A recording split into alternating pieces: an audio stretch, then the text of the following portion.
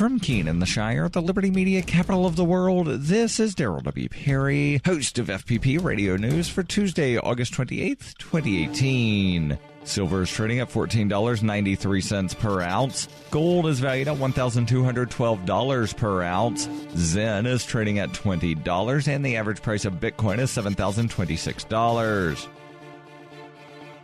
Antiwar.com reports Iran has filed a lawsuit at the International Court of Justice seeking a court order to lift U.S. sanctions against them. The sanctions were imposed in recent weeks as part of the U.S. withdrawing from the P5+1 nuclear deal and subsequently trying to reimpose nuclear sanctions on the Iranians. Iran argues that the unilateral sanctions are in violation of the 1955 Treaty of Amity and Economic Relations signed between Iran and the United States. The treaty has been cited in previous Iranian lawsuits against the U.S. at the ICJ. This is the first time, however, that Iran has pushed a lawsuit regarding the treaty to prevent U.S. sanctions. This may reflect that in the past, U.S. sanctions tended to be part of international measures, while in this case, the U.S. unilaterally withdrew from the existing diplomatic deal and seeks to reimpose sanctions unilaterally, pushing the rest of the world to comply with them. The U.S. has not commented on the new lawsuit, though since previous administrations have cited the 1955 treaty with Iran in other contexts, so it will be difficult for the current administration to claim that it isn't still effectively in place.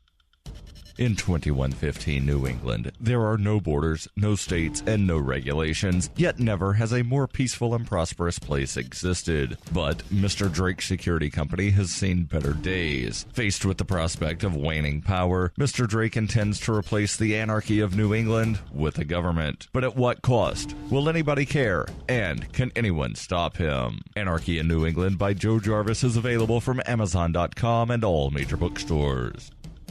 UPI reports U.S. Secretary of Agriculture Sonny Perdue announced Monday that the Trump administration will release more than $6 billion of the $12 billion in aid it promised to farmers impacted by tariffs. The soybean industry, which has been hit hard by tariffs, will get the bulk of the initial relief package, totaling $3.6 billion in aid. The pork industry will receive $290 million, followed by the cotton industry with $276 million. The wheat, sorghum, and dairy industries are slated to receive more than $100 million each. Another $1.2 billion will be used to purchase commodities such as apples, pork, dairy, and a variety of other food products. Sonny Perdue said in a statement, "Early on, the president instructed me as Secretary of Agriculture to make sure that our farmers did not bear the brunt of unfair retaliatory tariffs. After careful analysis by our team at the U.S. Department of Agriculture, we have formulated our strategy to mitigate the trade damages sustained by our farmers. Our farmers work hard and are the most productive in the world, and we aim to protect them." Not all industries are satisfied with the amount of relief. Approximately $96 million has been set aside for the corn industry, while the National Corn Growers Association said that was not enough to offset the impact of tariffs. But with farmers' income down nearly 7% this year and at their lowest point since 2006, the aid announcement was welcomed by other farming lobbyist groups.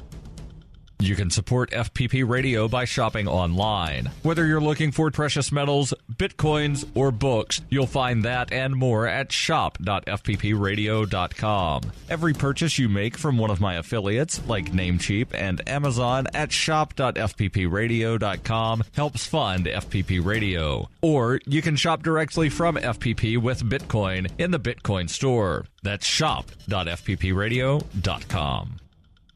Reuters reports a federal judge on Monday extended a ban on the online distribution of 3D printed gun blueprints, a win for a group of mainly Democratic-led states that said such publication would violate their right to regulate firearms and would also endanger their residents. District Judge Robert Lasnik in Seattle issued the extension of a nationwide injunction, blocking a Texas-based group from disseminating files on the internet for printing plastic weapons. Lasnik's prior order, issued on July 31st, blocked the release of the blueprints hours before they were set to hit the internet. The ban was due to expire on Tuesday, and the new one will remain in place until the case is resolved. Monday's decision blocked a settlement between the Trump administration and Defense Distributed, a group that argues access to the online blueprints is guaranteed under the U.S. Constitution's First and Second Amendments, which supposedly protect free speech and the right to bear arms, respectively. A group of 19 U.S. states and the District of Columbia sued the U.S. government in July, arguing that publishing the blueprints would allow criminals easy access to weapons. They also said the Trump administration had failed to explain why it settled the case.